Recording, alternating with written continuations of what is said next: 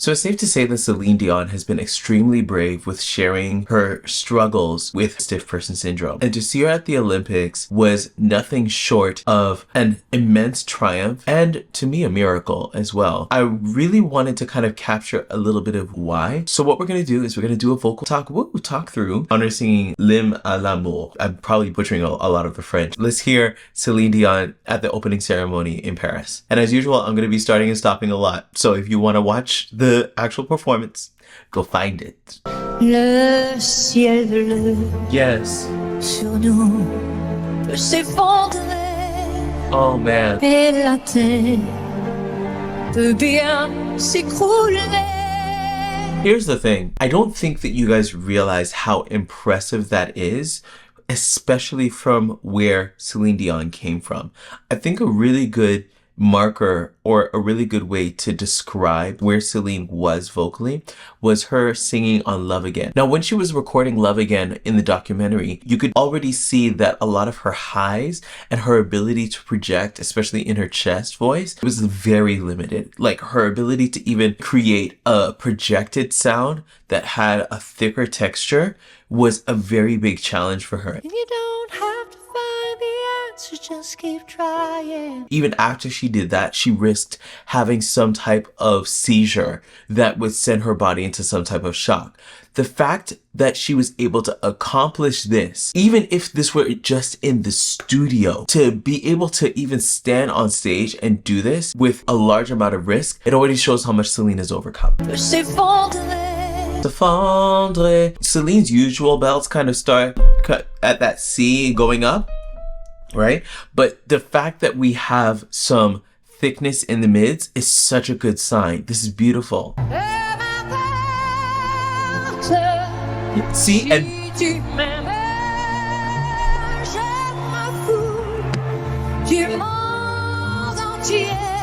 oh my god. Oh my god. This is Celine. It's Celine. Oh my gosh. I'm so thankful for her. Whew. I did not expect that. Celine means so much to us. And to hear her ascend the way that she would with that, with just the yeah, and you could hear her conform the vowel on the top. So that was a very broad vowel. To hear her belting a C5, guys, to compare, in the documentary when she was singing Rising Tide, she was on a B and she could barely even get that out. Rising tide. To chest that out, to belt it, it wasn't even coming out.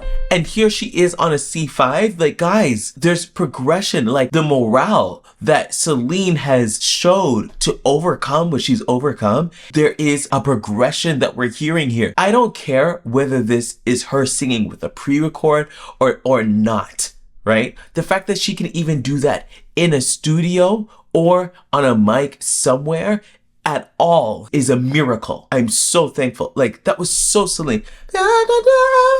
What I love about Celine as well is that she's always going to make the most of whatever her voice can do in any given time. She's going to use it in the most efficient way. So of course she's going to broaden that vowel, make sure that it's absolutely gorgeous. Come on, sing, Celine. Yeah. Yeah, and here's the thing. Now, I'm not a classical singer. I did a little bit in school, but that's not what I studied. But what I see in the French language is that the vowels in French there are just so many great places to sit. Je me fous, right? There's the oo vowel. De ma, like just the ah, oh, oo, like, it's already naturally in the language. This is just a gift of a song or of a language for her to be singing for almost like a debut after a long time.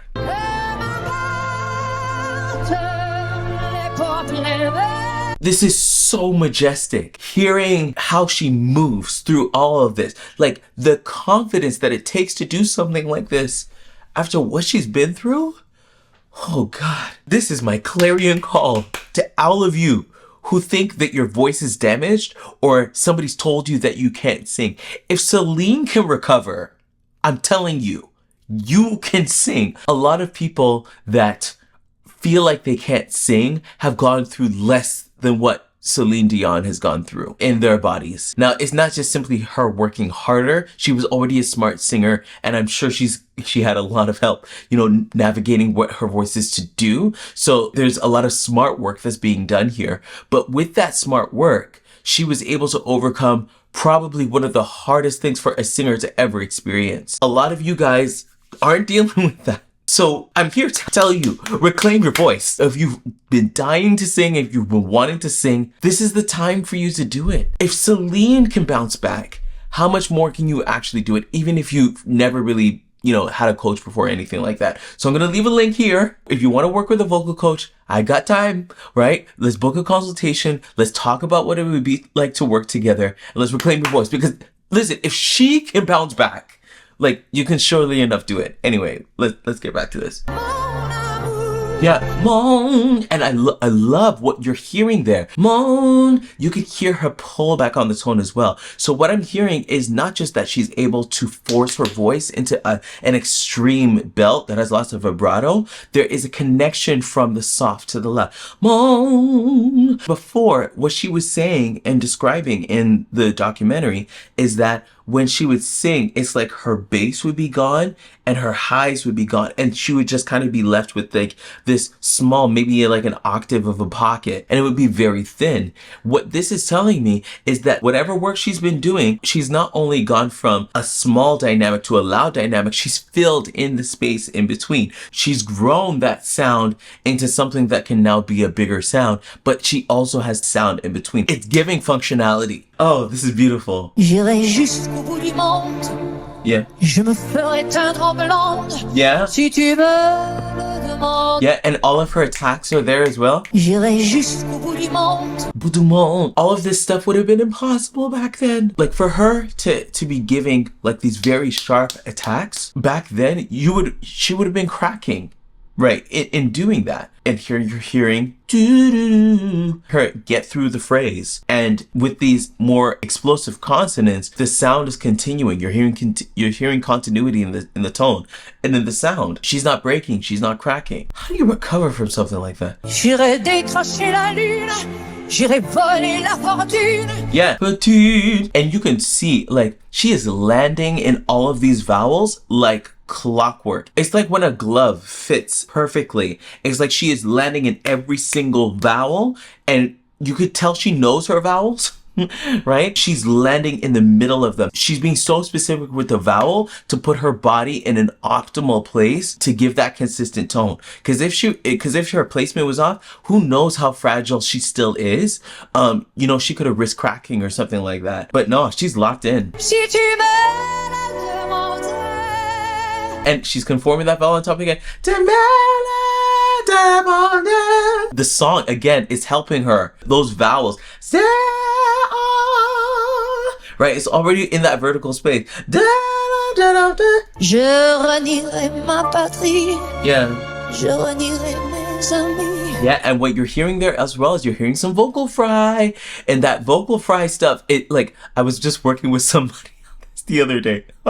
We were laughing so hard because I was getting her to talk a little bit like a Starbucks girl, totally, because I wanted her to stretch out the vocal fry, because the vocal fry is the beginning of your vocal folds getting ready to create sound, to phonate, right? And here you're hearing a little bit of that. The reason why it's good is because if you're hearing vocal fry, you're hearing that Celine has a more coordination of bringing her folds together, from these very strong accented tones to the more gentle attacks. She was already great, but come on. Je renierai ma patrie.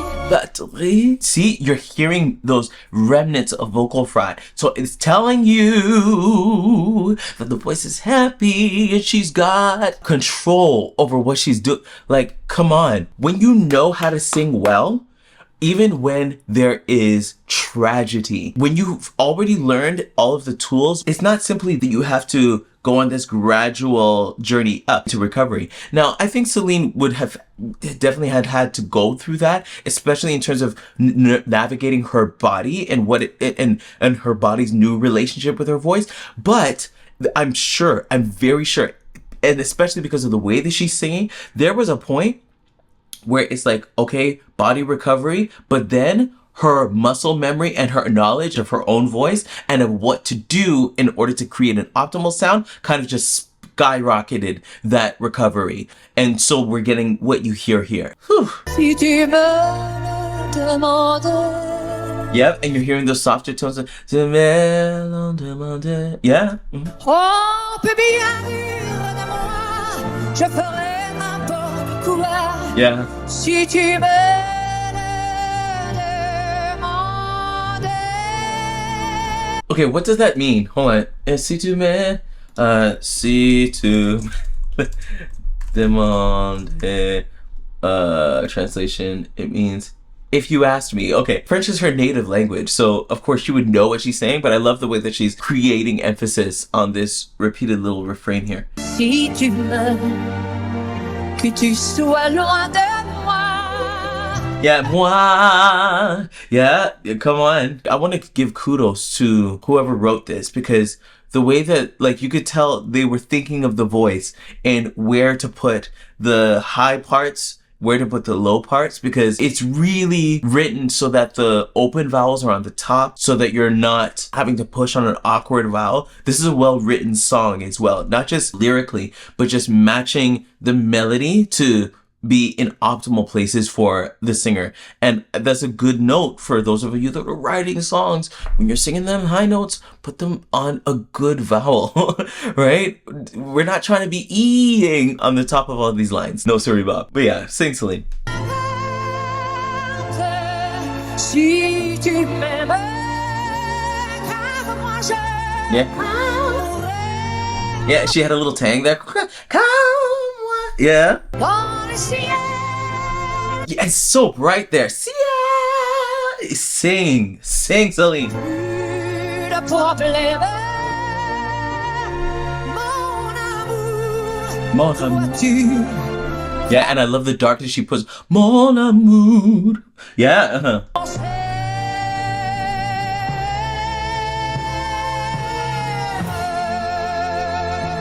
Yep, and that vibrato is vibrating. Come on, consistency. Yes. Come on, Celine. Yeah.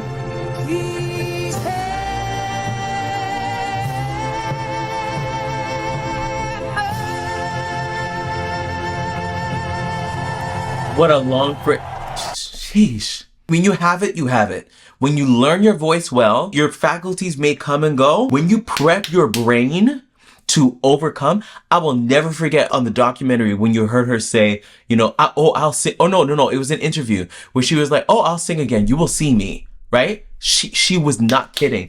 And when I saw, and in fact, before any of this, when I saw her say that, I was absolutely unequivocally convinced that we would see her again. And look, here she is. The fact that she's even on a stage singing and risking the overload of her brain, and like the seizure that we saw in the documentary. This is an overcoming moment. Nothing less. Now, if you're new to this channel, I love doing these little talk-throughs of singers. I'm going to put two of my favorite ones right here. And of course, if you're new, please subscribe to this channel, because this is the place where we help you to reclaim your voice. Reclaiming my voice. I'm O'Neil Gerald, and I'll see you in another video. Bye, everyone.